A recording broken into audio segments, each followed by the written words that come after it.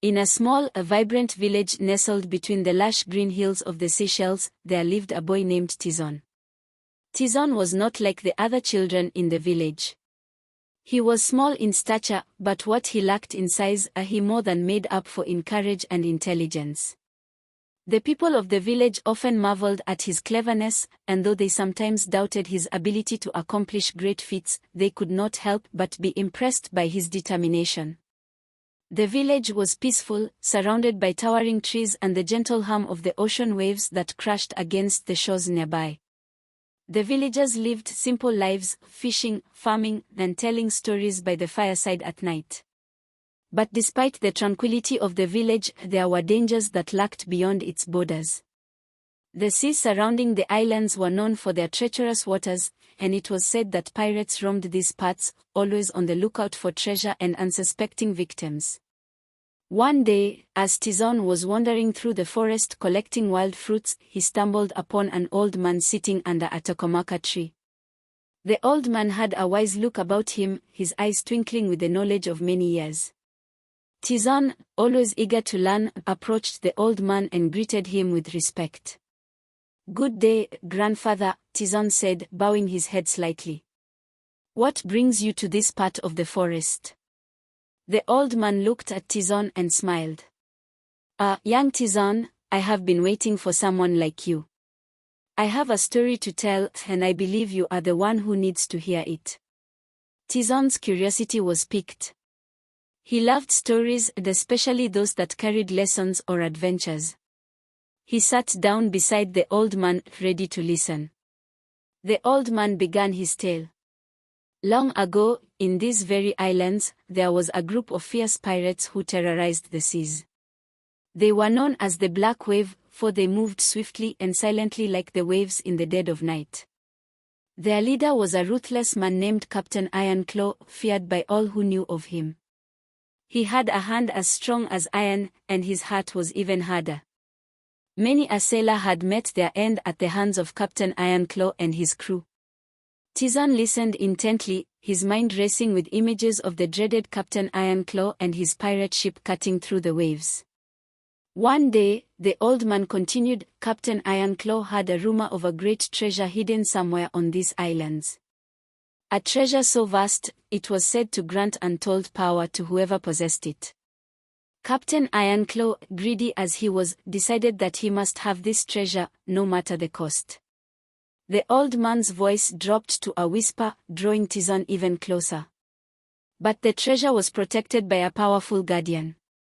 A creature that lived deep in the forest, in a place where few dared to venture. The guardian was said to be a spirit, neither man nor beast, but something in between. It was known as the Mogo, and it was said to have the power to see into the hearts of men and judge them by their deeds. Tizan's eyes widened. He had heard tales of the Mogo before, but they were always spoken of in hushed tones, as if even mentioning the creature's name might summon it. Captain Ironclaw cared nothing for the warnings, the old man said, shaking his head. He gathered his crew and set sail for these islands, determined to find the treasure. But as they drew near, a great storm rose up from the sea.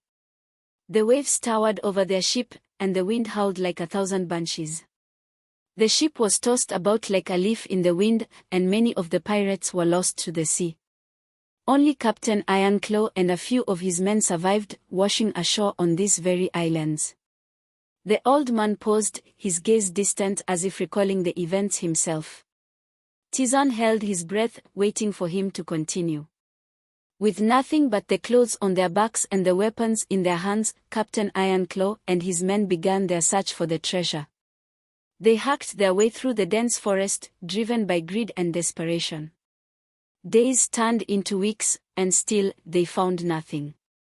The men began to whisper among themselves, fear growing in their hearts.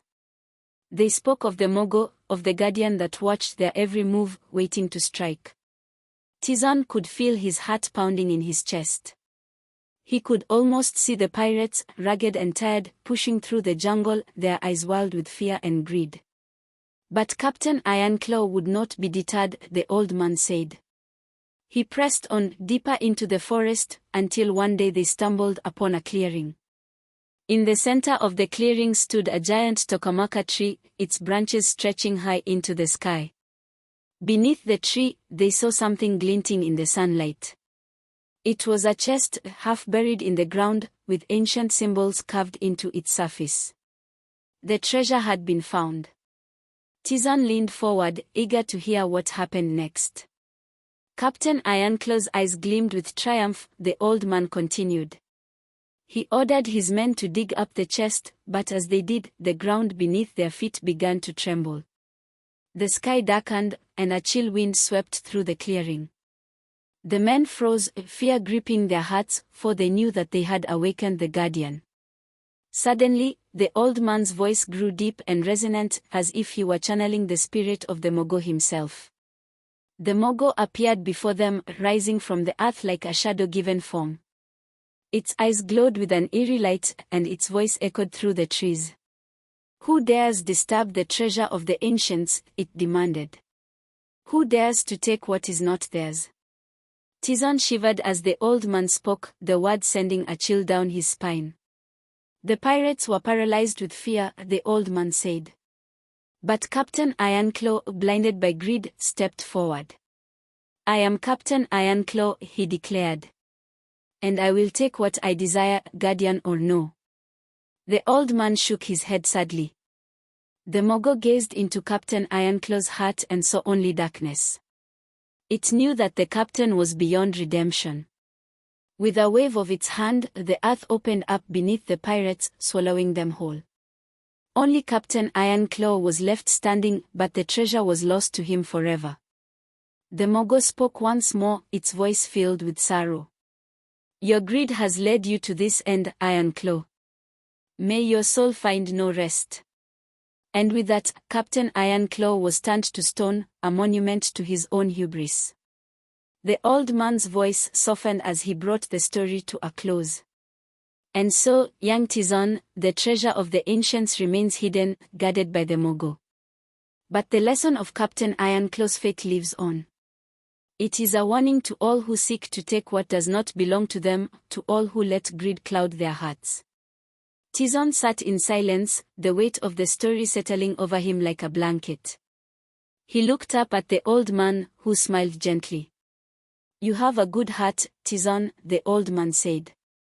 "Remember this story and let it guide you. The greatest treasure is not gold or jewels, but the wisdom to know what is truly valuable in life." Tizan nodded, his mind filled with thoughts of the Mogo and the lessons he had learned. He thanked the old man and made his way back to the village, the story echoing in his ears.